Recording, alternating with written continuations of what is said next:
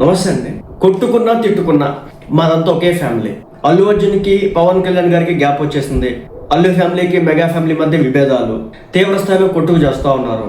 Social మీడియాలో ఒకళ్ళొకళ్ళు fan వాళ్ళు చేసుకుంటా ఉన్నారు. సో ఇదంతా కూడా మనం ఇటీవల కాలంలో ఎక్కువగా చూస్తున్నటువంటి వార్తలు. కానీ మీరు చూడండి, దీంట్లో వచ్చేసి మన చిరంజీవి గారు కావచ్చు, అన్నా లేచినవారు గారు కావచ్చు, పవన్ కళ్యాణ్ గారు కావచ్చు, పవన్ కళ్యాణ్ గారి కూతుళ్ళు కావచ్చు, ఇక్కడ పవన్ కళ్యాణ్ గారు, ఆయన కూతురు అన్నా లేచినవారు గారు, అలాగే వెనకాల రామ్ చరణ్ గారు, సో మెగాస్టార్ చిరంజీవి గారు, వీళ్ళంతా ఎక్కడికి ఇచ్చారంటే అల్లు శిరీష్కి సంబంధించినటువంటి వెడ్డింగ్ రిసెప్షన్ అనుకుంటా, బహుశా అది జరిగినట్టుంది. దానికి వీళ్ళంతా కూడా రావడం అయితే జరిగింది. సో దీంతో వీడియో సోషల్ మీడియాలో బాగా వైరల్ అవుతా ఉంది, బాగా తిప్పుతా ఉన్నారు.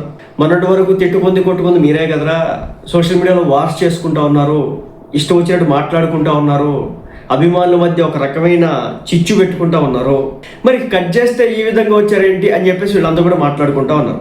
ఒక విషయం గమనించండి, ఇదే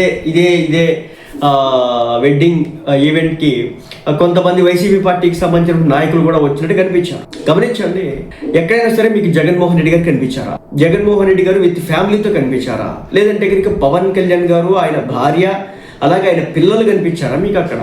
సో కొట్టుకున్న తిట్టుకున్న ఫ్యామిలీ అంతా ఒకటే.